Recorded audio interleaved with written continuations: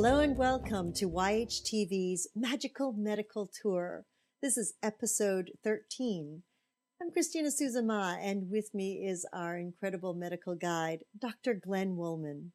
I'd like to welcome everybody to Magical Medical Tour. I'm Dr. Glenn Woolman, and I will be your medical guide today as we travel through the healthcare galaxy each week, exploring ways towards optimal health. How is your health, Christina? Oh, quite dandy. I have to say optimal? good all the time. Is it optimal? I mean, that's very hard to say, Glenn, because optimal to me is like when I'm in meditation and everything is still. So is that on a daily basis? No. Okay. How about for you? I think I would answer it somewhat similar. I always strive to be in optimal health. I know that it's my goal at all times, and I check myself as part of a ritual each morning, actually, I scan myself to see what level I am closest on the scale of optimal health. So it varies. And I'm assuming optimal health is at 10. Yes. Ooh, I'd love to see your chart that you grade yourself with every morning. I would keep a graph of it. It's just in my visual meditation. Oh, wonderful. So it's somewhere in a me cloud. A me cloud. Oh, I like that. Well, Right. We'll have to connect our me clouds into the iCloud. And then we'll be doing all great. I think so. Yes. I'm very happy today, by the way, to introduce you to a friend of mine and a colleague. And we're going to have what I consider a very interesting show today, I'm hoping. But I really know that it will be because I've spoken with him many times. We've had many discussions. This is Dan Diamond. He's a student and a teacher of Oriental medicine, and I would like to stop calling it Oriental medicine. I think I'd rather call it traditional Asian medicine. But I think that at the time that the degree that he got, it was probably called Oriental medicine, so I'm honoring that part of it. He's received his master's and is a doctor of Oriental medicine. He was the dean of the College of Oriental Medicine in Santa Barbara, where I was one of his teachers, and he had to deal with all the students complaining about me at times. But he remained friends with me and kept me working there. He's also one of my healers and one of my teachers, so I would like to introduce you to Dr. Dan Diamond. Welcome, Dan. Thank you very much, Glenn. It's a pleasure to be here. Hello. We're honored to have you on our show, Dr. Diamond. Thank you, Christina.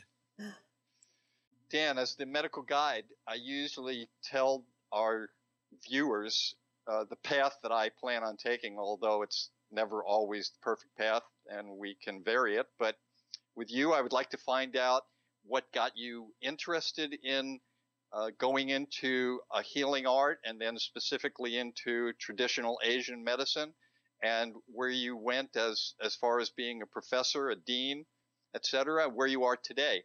Then I want to get into acupuncture. I want to find out about its history, how it, not just acupuncture, but traditional Asian medicine and all of the aspects that go with that. And I want to spend some time on the philosophy and also traditions along with the exact parts of what are being used in traditional Asian medicine today. And if we have some time, we'll get into some of the aspects of comparing it and treating along with Western and other forms of healing arts. How does that sound to you, Dan? Sounds fascinating. I hope it is. Well, based on many of our discussions, I know it will be. So let's start with just a simple story of the Diamond Sutra. I will do that. Before I do, can I share one thing about optimal health, which you and Christine were discussing earlier? I believe that optimum health is very elusive, and we just go in and out of it, and we never stay there. And you just need to pay attention which direction you're going to try to find it again. So anyway, my path into this field began, I guess, previous to my studying this medicine. I was a high school teacher and a musician and a songwriter. And I knew it was time for a change in my life for many reasons. What I knew about, I'd never had a treatment. This was the late 70s when I was making this decision. I've been practicing for 30 years now. And I knew that Oriental medicine was both sort of a science and an art and a philosophy mixed together. That just sort of appealed to me and what I know of my personality in the aspect of right and left brain, something practical and concrete and something intuitive and philosophical. My approach to music is even that way. When I write a song, I think I'm kind of a left brain artist. Sometimes I'm too bound by structure, but I still allow for the art. And so I just needed a change in my life and decided I would drop everything and go to study. At that time, it was just called acupuncture. It wasn't even called Oriental medicine because we weren't studying herbs. And let's see, is that enough for now, or shall I continue on this chat? Not enough for me. Okay. Go on. Okay, I'll go on. So it was about 5 months into my education that I finally had my first treatment, felt an acupuncture needle and the unusual sensations that it created. I was fascinated with the study of it. And that's what brought me there. I also know that in my past as a school teacher, that good medicine involves teaching. And it's never a one-way street where a doctor does something to a patient and then that does it. There has to be responsibility from the patient and lessons from the doctor. Doctor's a curious word too. When you look up the meaning in a dictionary, it means to change or modify something, to doctor it up. That could be taken both positively and negatively, depending on how you're looking at it. And so I saw that as an ability to use whatever skills I had one-on-one, not with a classroom of high school kids that were asleep or junior high kids throwing things around the room, but with a motivated individual adult who hopefully would listen to some suggestions in addition to receiving treatment on how they can make changes in their life to improve their health. So then you started practicing, and how did you become the dean of the college? When I came back I went to Los Angeles to study acupuncture and then Oriental medicine later. We added herbs.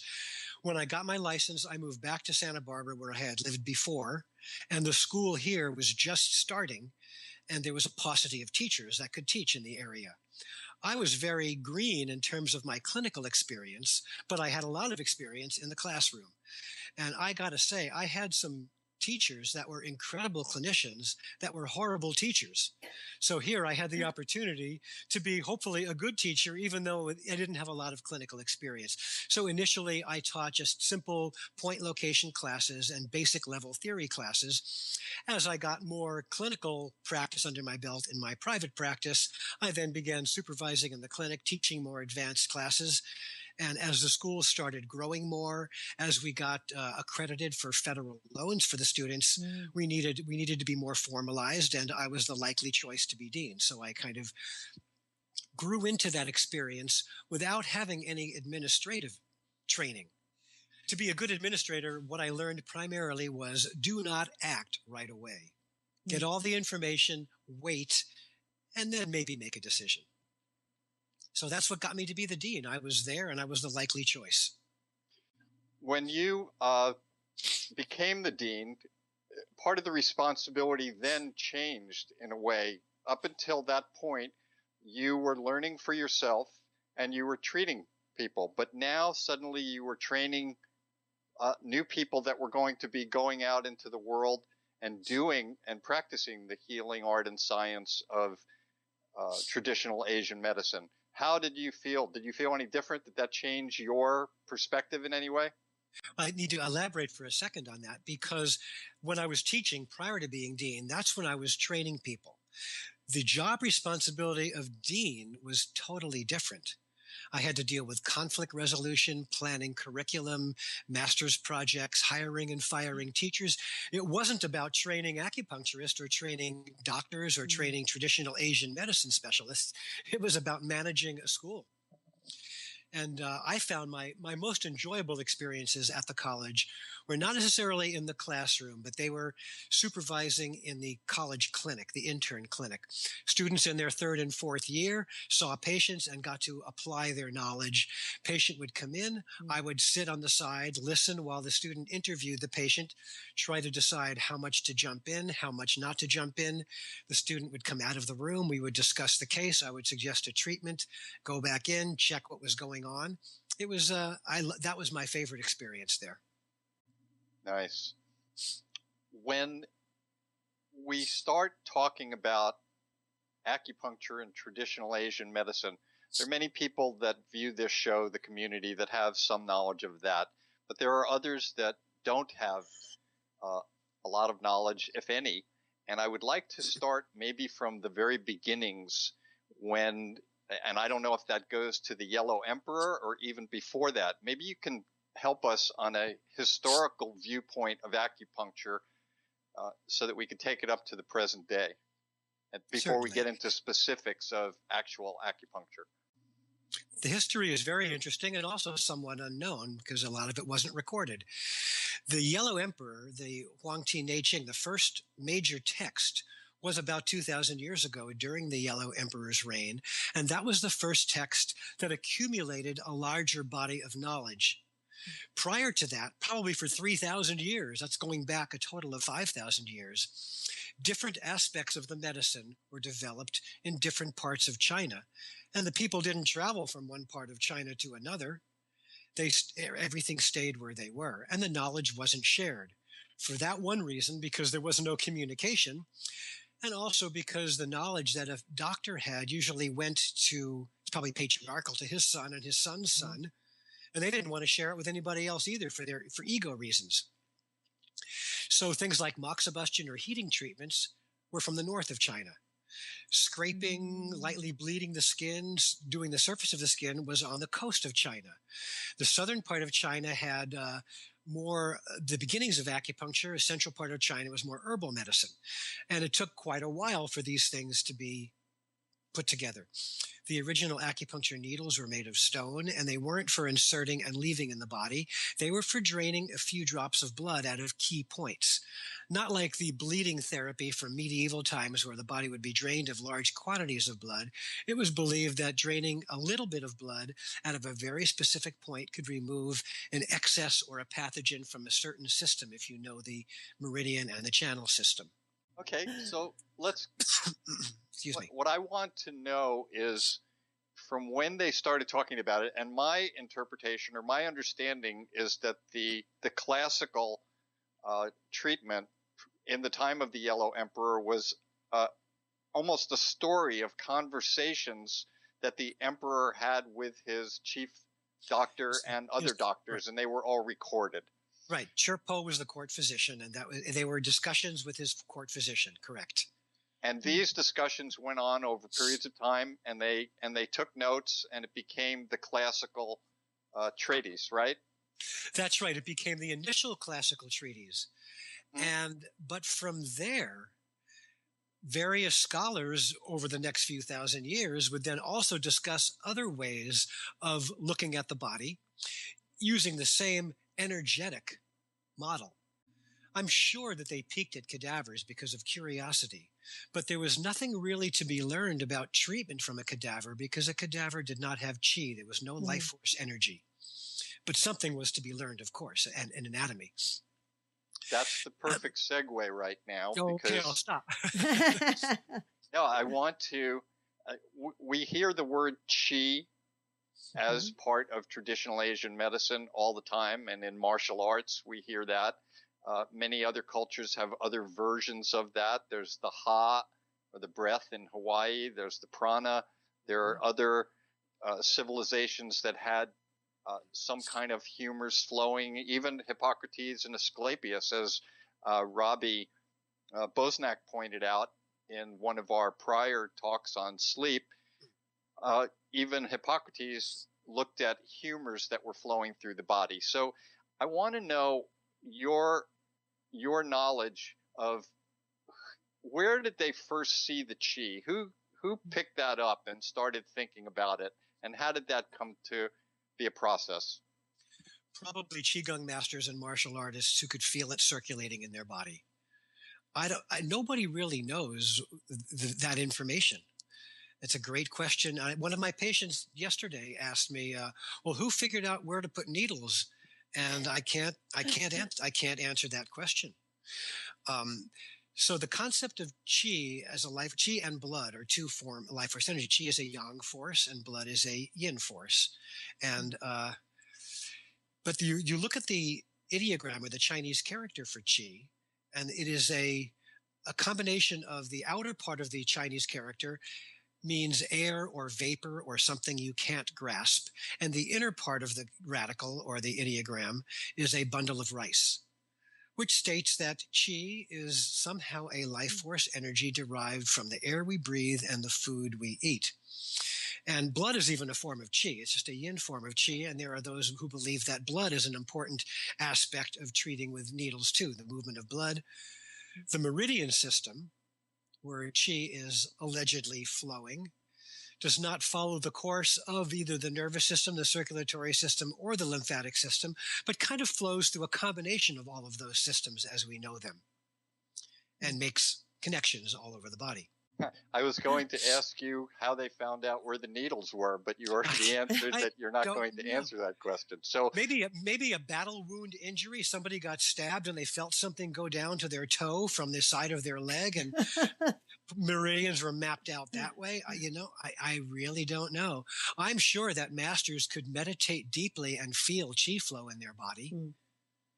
Well, you and I have had discussions about this before, where I think that I've always expressed that qi might be the ATP in our cells, yes, which is the molecule of energy. And I don't think that you ever totally agreed with me. So I have another way of putting it this time.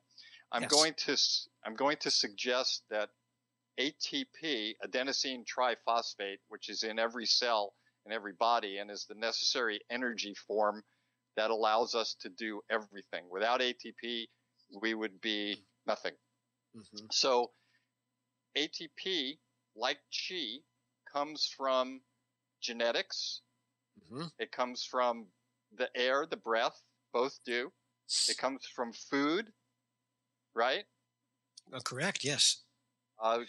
Where else does it come from? Genetics, air, food. Where does ATP come from? Where does the qi come from? Okay. So to me, a key difference between adenosine triphosphate and qi is that qi is a very loaded word and can be used many ways. For instance, the qi of something, the qi of the tai yin of leg or spleen, poorly translated system, involves the functions of that system. That would be turning our food into energy and waste. It would be nourishing muscles. It would be preventing the brain from overthinking and overcogitating. So the qi of something is one aspect of qi. There is what's called yuan qi, which is our genetic source qi. There is jing qi, which is loosely related to that, but we can maintain and increase that if we eat well, live well, meditate well, and exercise well. There is nutritive qi, yin qi, which is more of the blood. There is wei qi, which is an external qi, like our defense system that protects us from the outside. So there's so many aspects of qi to affect everywhere from the inside and outside of the body. I think one of the key differences is that ATP is taking us down to the smallest possible part of qi, which is what Western science likes to do often. Rather than look at a holistic or a total picture, we specialize and get smaller and smaller and find the one bacteria that's doing it and the one antibiotic that hits that bacteria. So that to me is a key difference between ATP and qi, if that made sense. Yeah, it does, except now I have to, now I'm going to give you my new theory. Please, I'd love to hear it. I now want to express the possibility that ATP is the physical embodiment of the qi, of the higher energetic qi.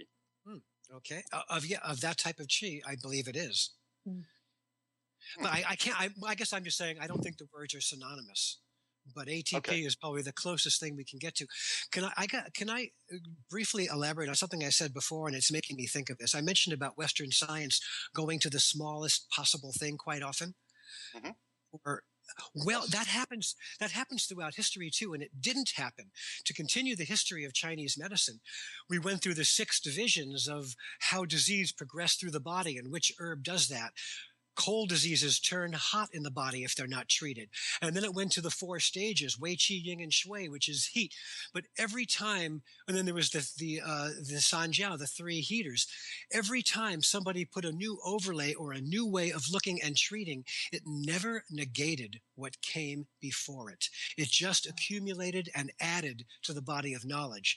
But when one looks at the growth of Western science in this Western civilized world, we go through herbal medicine to homeopathy to antibiotics. When something new happens, what happened before tends to no longer be applicable. A new drug comes out. Doctors are given free samples of the new drug, the previous drug, which might be just as well because the new drug never had to be tested against the old drug, just against placebo, is no longer of use. That's very interesting to point that out. I guess I would partly have to defend the Western part, although I don't want to.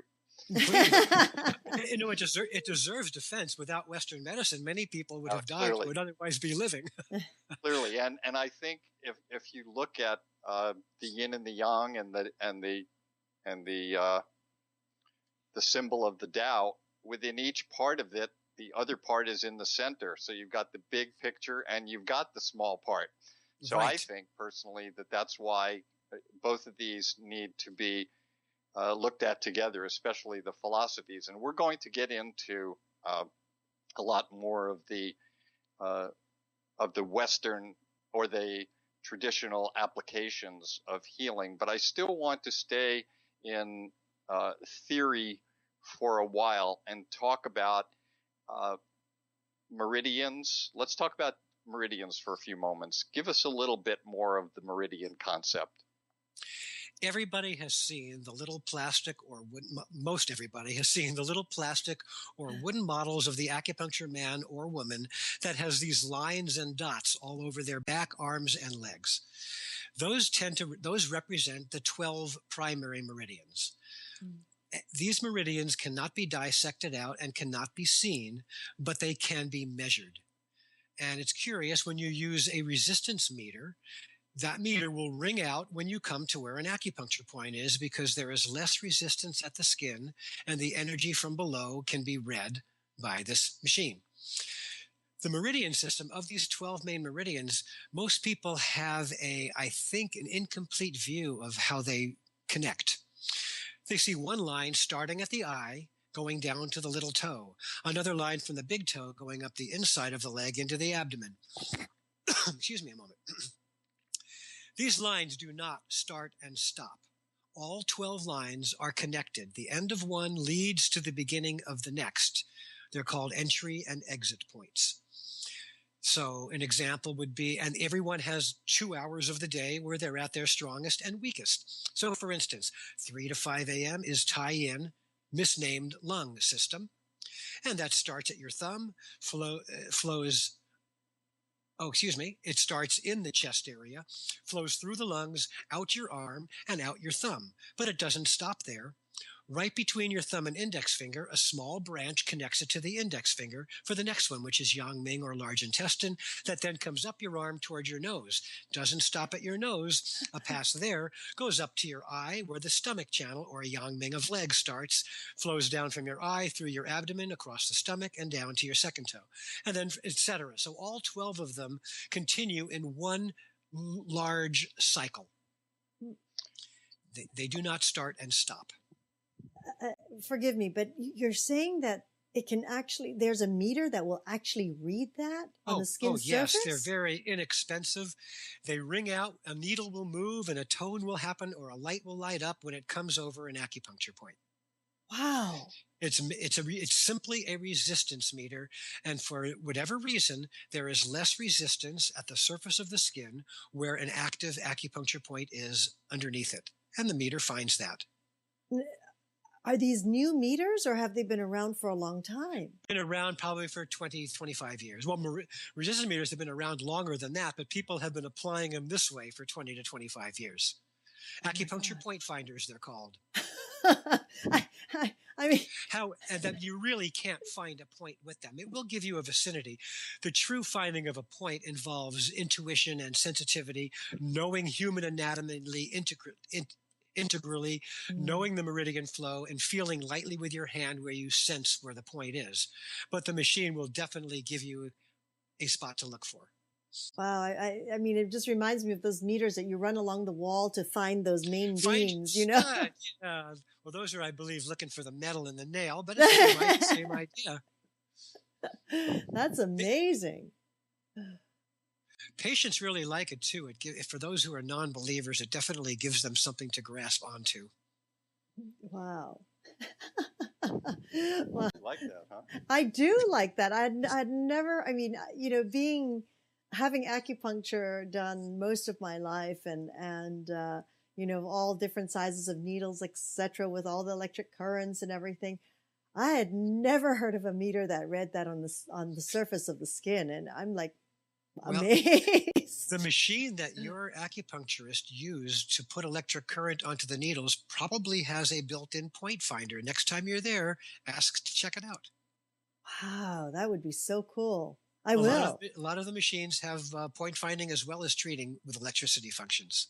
Wow, that is amazing. That's amazing. And it's just amazing how they've been able to track, as you say, how one point connects to the next and then kind of circles back into the body. Yeah, that's right. All the pathways are connected. There's a system in Japan called Ryuduraku, which measures this relative strength or deficiency of meridians at your fingertips or toes, where they all flow in and out of. And many times people have too much juice or energy in one channel and not enough in another. And this machine will tell you which channels are too full and which channels are too low. It's much more sophisticated than the simple resistance meter. The Japanese tend to go for electronic sophistication. Yeah, they're amazing. They are amazing. Yes. I've never seen anyone use these meters before. Is it common that people do? Well, I'm just trying to think. A lot of times when you're having a treatment, you might be lying down, but a lot of the Chinese tend to treat if you're sitting up. So partly that is because the Chinese don't necessarily do one-on-one intimate treatments. They often would treat in group in a room. People sit down so you can accomplish a lot more in less space in a little bit of time. And it's the group therapy. Well, you can do a lot. You can do a lot more lying down, but I treat some people sitting up in a chair just because of comfort level. If they have severe vertigo and they don't want to lie down, or for whatever reason, Oh, that's magnificent. Oh, well, I have to come check that out. I'm going to come to your office and check that out. Sure, you're welcome. Let's talk about needles for a few minutes. I want to get into the concept of, after they figured there was qi and after they figured there were meridians, how they came up with the idea to put needles in. But I also want to put that into the perspective, the same as you brought up earlier about different cultures use different needles. And I was at an acupuncture traditional Asian medicine lecture once where the speaker was comparing the types of needles that were used in each culture with the culinary way that they presented their food. The Chinese had a type of needle that fit with the big bowl with lots of vegetables and noodles in it. The French had something that had delicate things, and the Japanese was very delicate with a slight presentation. Anyway, what's your thoughts on all of that? It's very cultural. Originally the first needles, after the stone needles during the Metal Age, which was in the south of China, they had what's called the 9 needles. It's a classic thing. You can see pictures of them in all the text. Of those 9 needles, only 2 of them actually broke the skin, and one of them was for letting a few drops of blood out, and the other was for a filiform needle for inserting and leaving in.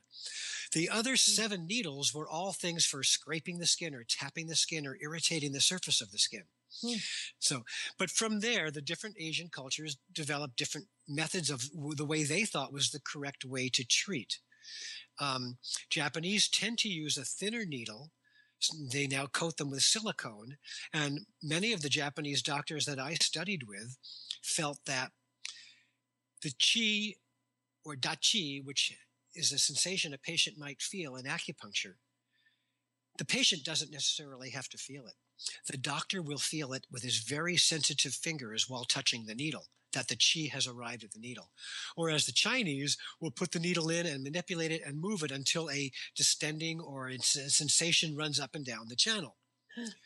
The Koreans tend to use a thicker needle and also go for stronger stimulation.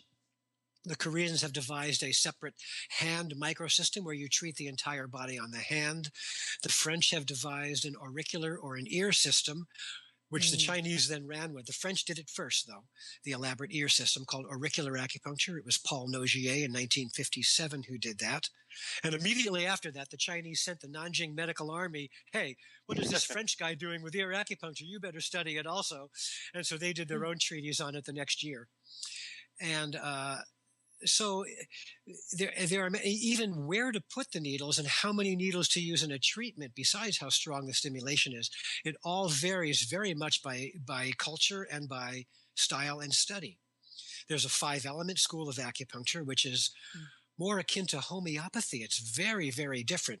And there's only the 5-element acupuncture was brought to the West by J.R. Worsley, a British doctor, who went to China many, many years ago, right after the Cultural Revolution, when no one was allowed to practice 5-element acupuncture because it was too spiritual.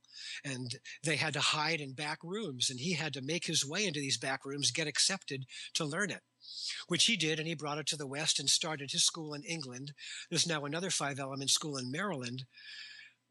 But if you learn 5-element acupuncture, you can't get a license in this country because you wouldn't be able to pass any exams, because the primary thing that's tested here is called 8-principle acupuncture. Fundamental opposites: hot, cold, yin, yang, excess or deficiency, interior or exterior. Those are the 8 opposite principles. And that actually grew from herbal medicine, but became applied to acupuncture treatment. In that, I'm going to go a little bit more. I know I'm confusing everybody. In that system, each point has a function based on either its location or the channel it's on and the function of that channel. In 5-element acupuncture, it's all based on the element's a bad word. Force is a better word, because the 5 elements are fire, earth, water, metal or air, and wood. And metal, they call it metal, but it really conforms to air. There's 2 organs attached to each element, and there's primary points that are attached to each element. And what a 5-element acupuncturist would do is so subtle. I learned my 5-element acupuncture from my students at the college when I was a supervisor, who studied it but couldn't get licensed, so they came to our school to learn 8-principle acupuncture. And in the clinic, they had a patient they wanted to use 5 elements on. And I said, be my guest. And I sat in the room and learned from them. They would sniff the nape of their neck to get a particular odor from the person, listen to the tone of their voice. Did they have a sing-songy or a groaning or a whiny tone? They'd listen to the type of words they would say. It was all very philosophical, intuitive, and subtle. They would figure out the key element or force that was out, and then they would feel the pulses, confirm that, do 1 needle, wait, take the pulses again, and that might be the entire treatment. If not, do 1 more needle, take it out, take the pulses again. It's a very, very different treatment. And unless you've studied the Worsley school of 5-element acupuncture, you don't know how to do it to that subtlety. What I want to ask you about the 5 elements, and you spoke about each element has organ systems related to it. I'd like you to get into that, because that was one of the areas in traditional Asian medicine that seemed to help me a lot. For example, I would see somebody with intestinal problems, and they were somehow related to lung problems, and they were somehow related all to emotional issues. So could you talk to us about that? I'd love to. I know That's that. that's my Maya. The lung and large intestine is my miasm. When something goes off, it goes off in one of those systems. So for the and lung, but I have to once again state that using the term lung and large intestine is a bad translation for Han Tai Yin and foot Yang Ming, because we're not just talking about that anatomical organ that we visualize in English. We're talking about a whole system that means much more, and that's what the five forces or five elements speak of. The metal element or air includes the lung and large intestine. The lung system involves being affected by grief. It involves, of course, being able to breathe clearly. It involves the skin because the skin touches the air as well. The large intestine that's paired with it is the yang or hollow organ, which is just supposed to move things through the body. The hollow organs are not as energetically as important as the solid organ, like the lung is. The next element over as we go in the cycle would be metal. Will go this direction would be water, which includes the kidney and the urinary bladder. The kidney is affected by fear, and it, of course, controls the kidneys and urination. It also controls the joints and the bones and is the housing for our source energy. A fetus is indeed shaped like a kidney. That's paired with the bladder. Once again, that's a hollow organ. The bladder is basically to store urine and get rid of it. The next one along the way is the wood element, which includes the liver and the gallbladder system. The liver includes anger, repressed anger, unexpressed anger, overexpressed anger. And the gallbladder includes decision-making. And so it's kind of curious. One of them makes the decision. One has to carry out the decision. Chinese, we use these terms in English all the time. Someone learns something by heart. Someone has a lot of gall. Well, having a Chinese say, if someone were to go stand in the road and a bus were coming by and they barely lean out of the way at the last second and the bus barely misses them, they say, he has big gallbladder. So, I mean, these kind of phrases are part of our terminology. So the liver, as I said, was anger, and it involves the processing of fats in the body. It involves not the muscles. The spleen does the muscles. The liver does the tendon where it attaches. So people who get cramping and spasms and shortening of tendons have more liver issues. Next one along the way is the heart and small intestine. The heart, of course, is a solid organ, the emperor of organs, and it involves it's the seat of the emotions, the seat of the spirit, and it involves, of course, blood flow through the body. The small intestine merely is to move through food through. The last one is the earth, which is spleen and stomach. Those are both involved in digestive processes. The spleen involves overthinking. I talked about it earlier, transforming food into energy and waste. The stomach is a holding organ that moves things through. So as I say, the fu or hollow organs are not considered as energetic or clinically important as the zang or solid organs. One last thing, and then I'll give it back to you, Glenn. The gallbladder is in a special category. It's neither a hollow or a solid organ. It is called a curious or extraordinary organ, of which there are 5. And the gallbladder is curious because it is both a solid organ. It stores bile, but bile is a precious fluid. It's not immediately gone out to waste. It's used by the body to process fat. The other extraordinary organs include the blood vessels and the uterus and the bone. Anyway, so does that explain what you were looking for? I think I could go on listening to you explain it even past what I'm looking for. Okay, but I understand we have to sort of stop and go here. Oh my goodness. I mean, this is, I feel like I'm a student in class right now. It's magnificent. Well, I didn't want to do it that way too intensely, but sometimes I can't stop myself. Oh no, it's brilliant. It's actually brilliant because there's such clarity that you've given. And the funny part about it is when you're talking about some of these Chinese terms, I know those terms and I've never quite pieced it together like the way you pieced it together and linked it all together for me. That's why I was like, that's a good laugh. I like that. you know, that means I'm sort of pronouncing them correctly. I do not know how to sing the vowels in Chinese. And I go into an herb shop and I ask for Liu Di Wang Wan, and the guy looks at me like I'm speaking Greek.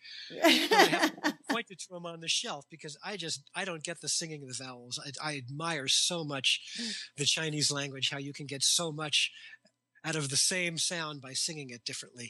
Right. Well, and then there's a difference between the Cantonese and the Mandarin, right? The different tones, yeah. right? It's like, oh, yeah.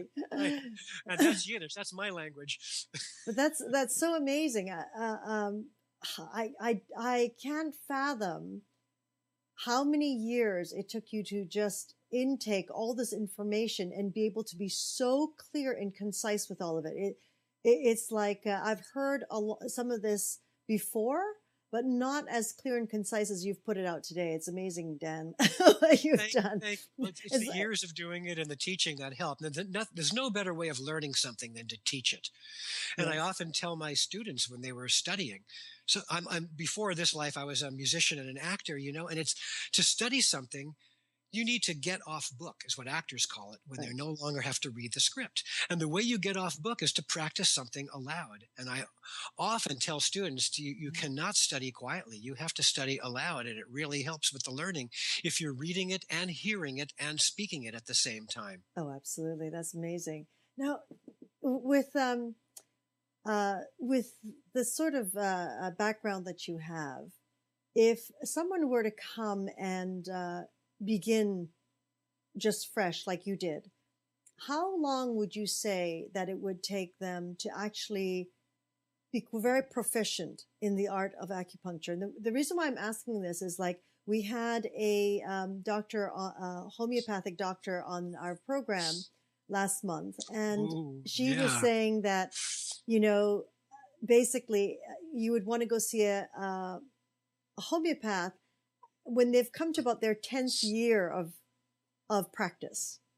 So, before they're actually really, truly beginning to understand the art of, homeopathic. So what would you say that would be in acupuncture or Oriental medicine?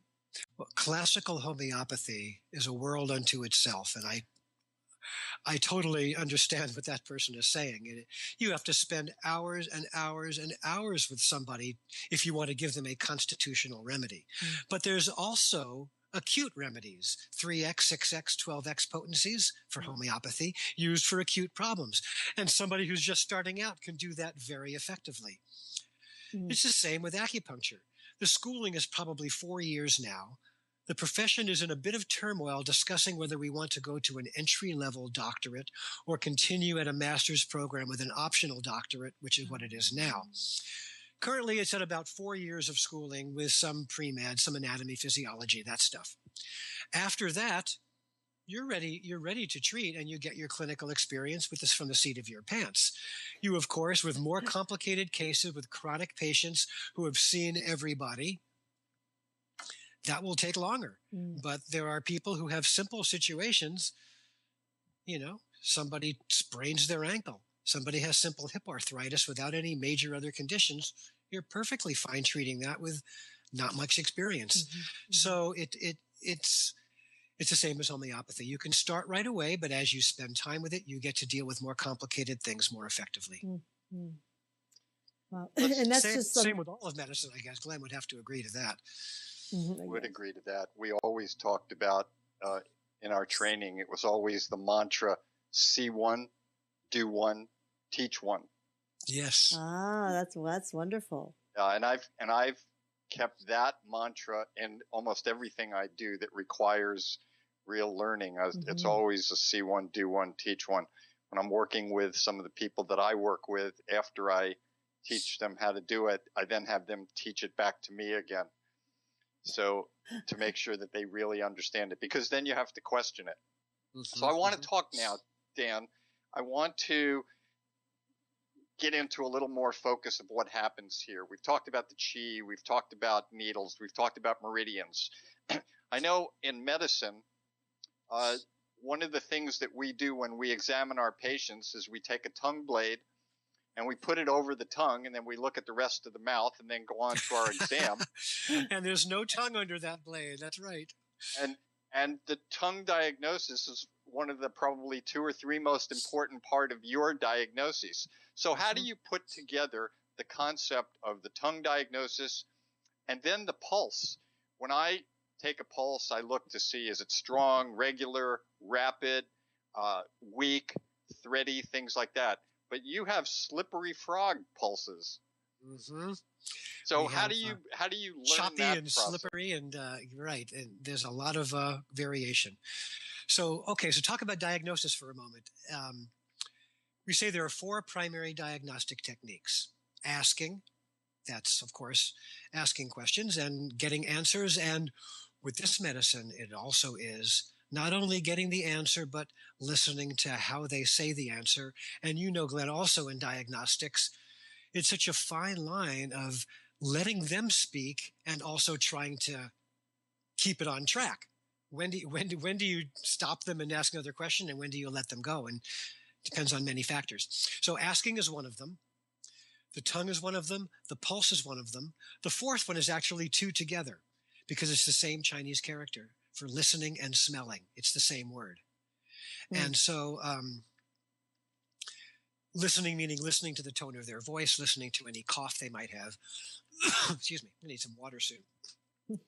So the tongue diagnosis, we look at the color of the tongue, the shape of the tongue, the moisture on the tongue, the coating on the tongue, and the topography of the tongue. And it tells us many things. Usually, the coating on the tongue tells us about what are called pathogenic factors: cold, damp, heat, how much of that is trapped in the body, depending on the thickness and the color and the moisture. The body of the tongue is more a reflection of the zong organs, whether it's bright red or pale. The thickness speaks of many things, whether there's the 5 elements are even portrayed on regions of the tongue. The body upside down. The tip of the tongue is the heart. The center of the tongue is the spleen and stomach. The rear of the tongue is the kidney. The sides of the tongue are the liver and gallbladder. And you see anomalies there. It can tell you something. It can also tell you a region of the body. Somebody may have a weird blue spot on their tongue near the tip of their tongue, and maybe they were head injured 15 years ago, and it manifested there as a reflection of something on the head, because purple or blue speaks of stagnancy or trauma. A lot of red at the tip of the tongue. Red means heat, or red with thorns or petechiae. The tip of the tongue means the heart. A lot of red dots at the tip of the tongue. If I saw that without saying anything or asking anything, I would ask the patient if they tended to have anxiety or insomnia. And more than not, I'm right. And that, if nothing else will give a patient faith in you, is if you tell them something about themselves that they haven't shared with you. Good point. So that's the tongue. The pulse we read in 3 different locations on each wrist, the radial artery. I'll hold up a hand here. 1, 2, 3, either side of this styloid process. We feel them both superficial and deep, and on both hands. It's different on both hands, and each represent one of the organs in the body. That's a 5-element pulse reading. In an 8-principle pulse reading, you do read for different ones, whether it's upper, middle, or lower. Upper, middle, lower. You also read for how superficial the pulse is. If it's only at the very surface and when you push on it, it disappears, or if you have to push down and it's only very deep. And then we feel qualities, like you mentioned, Glenn, slippery, thready, choppy. Slippery pulse, the Chinese say, feels like you're trying to put your finger on a pearl in a porcelain wash basin. You can't get your finger right on it. It just slides around you. And that means that somebody has too much dampness in their system. The speed of the pulse speaks of hot or cold in the system. Not always very accurate, but the Chinese say in the classic medicine, a slow pulse means you're cold and a fast pulse means you have heat trapped inside. It is sometimes true. When you're feverish, your pulse is more rapid. But I've treated marathoners who were incredibly healthy, who had a resting rate of 42, and they weren't cold. So you have to take that to who the person is as well. So pulse, tongue, listen. So is that enough on that for now, Glenn? I think it is for now. I think you gave me a great idea for Western medicine. Maybe we should develop a clear tongue blade. A clear tongue. And train doctors to look at the tongue. You're right, exactly. Well, I know that I've learned that because one of the things that I used to use it for when I would see somebody that, for example, I was thinking they were in congestive heart failure where there actually was increased fluids, and there was many other signs. But I would look at their tongue and I would see indentations of the teeth that had their markings along the sides of the tongue, which would give me an indication that there was even more congestion going on. Right. That often is congestion in the liver gallbladder, because that's seen on the sides of the tongue. The tongue is also really useful for prognosis. If somebody has a very thick, greasy yellow coating on their tongue, you give them acupuncture and herbs, and by the third treatment, you can start seeing a pink tongue come through. You know they're getting better. And the Chinese say that also that there's a type of phlegm that you can't see. This phlegm clogs the holes of the heart and blocks the spirit. And it's a very odd thought, but I'll elaborate with something that you can put your finger on. I had a patient many years ago who was head injured on a peace march in India. He was hit by a bus. He was stabilized in India, brought to this country, kept alive, a shunt put in, a metal plate in his head, and then sent home with a nasogastric tube in a coma, completely clenched. I was a friend of the family, and because I wanted to, went to his house every day to provide treatments. I wanted to see his tongue, but he was so clenched he wouldn't open his mouth. Finally, I was there, and he yawned for me, and I got to see it, and there wasn't a tongue to be seen. That coating was so thick and sticky, you could not even see a tongue at all. Phlegm was blocking the holes of his heart. And in order to try to solve this, I needed to give him herbs as well as acupuncture to try to transform some of this phlegm. I consulted with an herbal master to get this formula. Like you said, I hadn't been practicing long enough to be confident to do this one myself. So I asked for help. His medical doctor at the time, wonderful man who's unfortunately since passed away, named Henry Holderman. I called Henry and I said, can I have his mom cook up herbs? He was 24 years old at the time. His mother cook up herbs, put them in his bag to send right into his stomach. And he said, give him anything you want. Oh, how wonderful. So we did this. My first treatment, the first thing I did to unclench his hands was a classic treatment. I took a tiny prismatic needle and I bled his fingertips. Took 3 drops of blood out of each finger. The next day, the physical therapist told me that for the first time since she's seen him, he'd been able to open his hands right after he was bled. After 1 week of herbs, he yawned and his tongue was beginning to be visible through his coating. Within 1 more week of acupuncture and herbs, I got a call from his mother, who I told the family, incidentally, I believe that people, if they're in a coma, even if they're not transmitting, they are receiving. And I said, sit next to him, tell him where he is, tell him what happened all the time. Just sit there and talk to him. They were doing that. And so his mom, I got a message on my machine from his mother. She said, she went into his room, was adjusting his sheets, and he was kind of jerking around and being a little fussy. He was no longer as clenched anymore. His body was more relaxed. And she just said this in casual passing, are you okay? And then she hears this whisper, I'm okay, come out of him. So I now still see this young man. He's now 42 years old. It's been 20 years. He can communicate fine in the here and now. Head injuries are so fascinating. He remembers his life up to about age 14. Everything else is a blank, including what he had for breakfast. But if you want to have a here and now conversation with him, he's right there with you. He can walk with assistance, although he's in a wheelchair most of the time. Wow. Okay. But beautiful story. I needed to talk about coating on the tongue in that situation. It was so fascinating for me to see that. Dan, I want to know how good you are. Christina, put your tongue up to the camera. Let's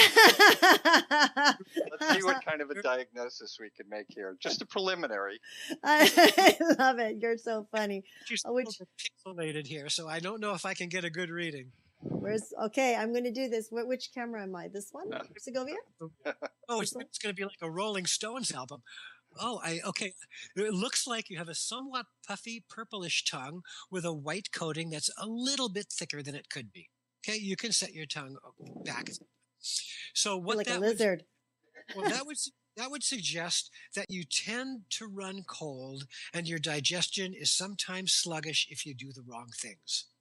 That's about all I can say from looking at a pixelated picture. From a pixel. Well, you're Was, pretty spot on. was there some accuracy there? Good. Oh Okay. yes, and definitely now it is a little puffy because my body's running a little hot right now, actually. Running hot. Oh, okay. In general, do you get cold easily though, or not? Not so much these days. No. Sort of. Yeah, it's the pixelation. Yeah, I might not have been a very accurate tongue. So. But it is puffy. And the white coating, it's from my latte. It could. People like to brush their tongue. Yes. Which, that misses something.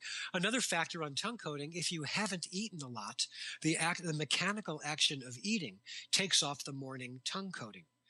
People always wake up with more of a coated tongue because your body has been the coating on the tongue is like the exhaust on a car whose carburetor isn't great. It's so you've been metabolizing yourself overnight, and it will show up with a slightly uglier tongue coating when you first wake up. Remember when I was a kid growing up and being Jewish, and we were supposed to fast on Yom Kippur, and my grandmother would have me stick out my tongue the next day to see if I'd fasted or not, to tell if there was coating on it. Wow. Oh, that's so cool. That might have been the real key as to why you went into traditional Asian medicine. That's great. That was the other thing too. Is of course that never mind. I don't want to tell a Jewish joke. Let's move on. I think that there's a great combination between the Jewish people and the Chinese people. So if you feel comfortable, go ahead. We can always edit it out. Okay. Well, say it in Chinese then. Well, as I was considering becoming an acupuncturist rather than a musician, actor, and school teacher, it would be something that my mother would appreciate. Even though I wasn't a real doctor, as you say, it was a form of being a doctor. The joke is that when does a Jewish fetus become viable? Answer: when it graduates from med school. Oh my God.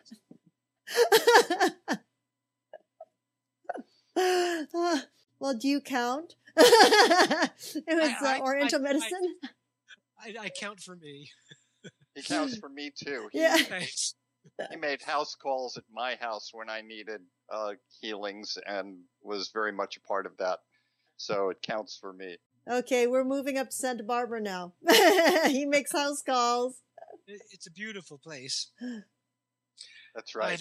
I don't make too many house calls. I try to commute by bicycle, and it makes it not an easy thing to do.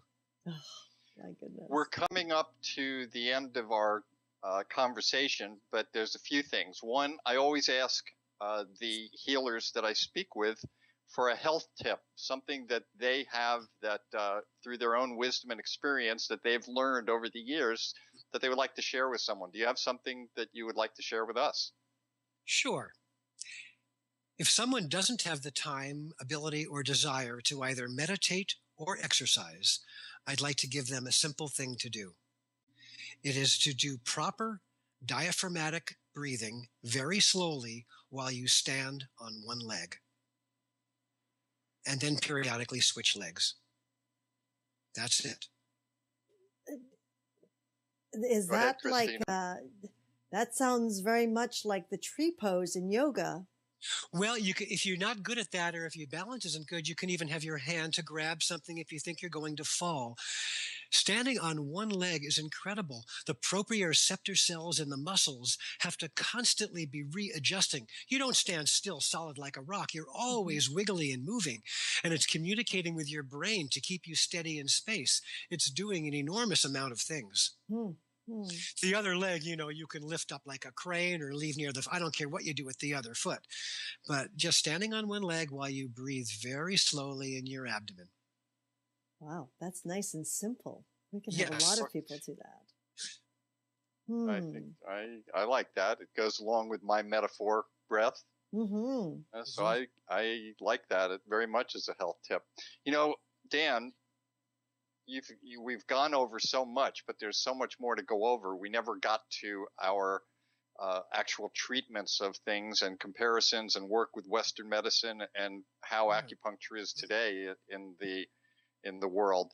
I'm wondering if you would be willing to come on and do another hour with us. I've had a fabulous time, and of course I'd be willing. We have to go to our executive for the final I feel like, the Dowager right now. Oh, we would love to have you back, Dad, if you could on our next episode next week.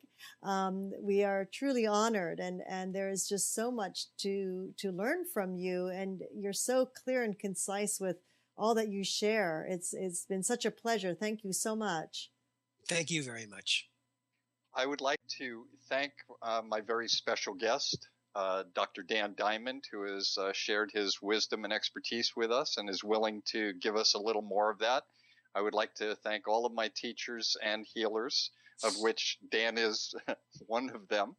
And I look forward to seeing all of you next time in another quadrant of the healthcare galaxy. And until that time, I wish you all optimal health. Thank you, Dan. Thank you, Glenn. And we shall thank you, Christina. Thank you, Glenn. We shall see you next week.